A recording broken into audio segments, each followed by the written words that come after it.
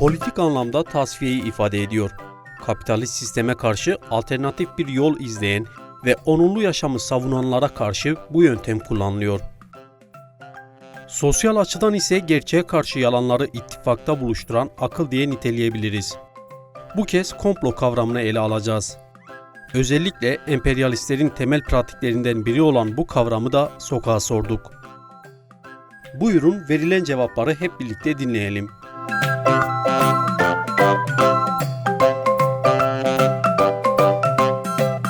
Komplo tezgahtır, oyundur. Oyun içinde oyundur. Yani bir şey kıskaca getirmektir. Komplo arkadan iş çevirmek, tuzak kurmak. Birine kurulmuş bir tuzak düşünülen kurgulanmış bir olay olabilir. Birisi hakkında kötü düşünceler için onun hakkında bir plan kursak aklımıza yani bu gelir. Onun dışında hani bir teori aklıma geliyor da tam çıkartamadım yani. Tuzak gibi, bir insanın ihaneti gibi. Hiç haberin olmadan arkandan vurması demek. Komplo bir insan üzerinde yapılan bir tuzak eylemidir.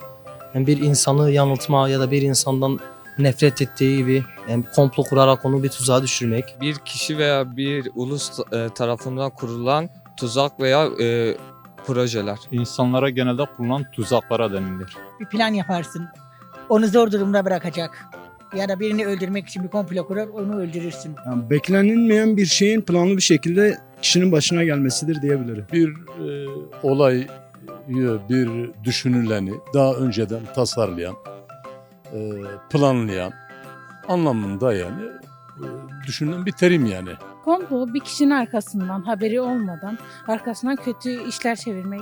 Birine karşı plan uygularsın, onun üstüne yürürsün ya da arkasından iş çevirirsin. Sevmediğin birine veya kin duyduğun birine tuzak kurmaktır. İnsanların arkasından iş çevirme. Komplo bir tuzak oluyor. Yani bir insanlara ve şahsa da olur. Bir tuzak gibi bir şey oluyor. Planlı bir şekilde olan ama kimsenin haberi olmadan yapılan topluca bir saldırı, bir eylem olabilir. Komplo bu şekilde diyorum. Komplo bana göre haince yapılan bir olay bütünüdür.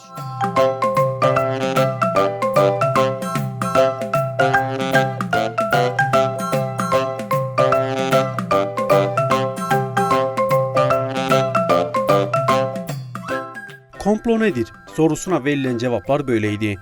İnsanların büyük bölümü bu kavramı tuzak diye niteledi. Yapılan tanımlar arasında arkadan iş çevirmek, kötü düşünceler ve ihanet de vardı. Şimdi de ekranlarınıza komplo kavramının temel tanımını getiriyoruz.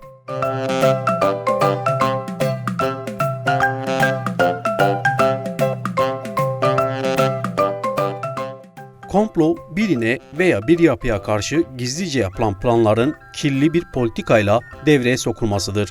Pratiğinde hiçbir ahlaki ölçü yoktur.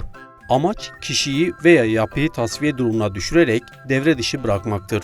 Hayatın her alanda karşılaşabileceğimiz bu durum, özellikle halkta karşılığı bulunan kişiler için devreye sokuluyor. Yani ağırlıklı olarak politik açıdan kullanılıyor. Komplo en fazla kapitalist düzen ve emperyalist güçlerin başvurduğu bir yoldur.